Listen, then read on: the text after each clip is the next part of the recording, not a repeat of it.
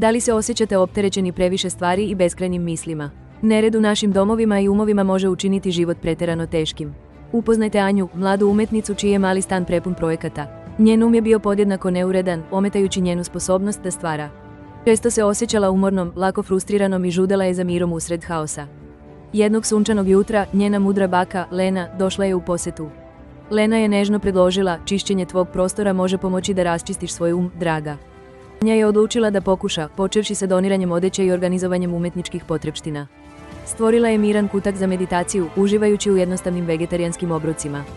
Polako, njen stan se transformisao, a tako i njeno raspoloženje.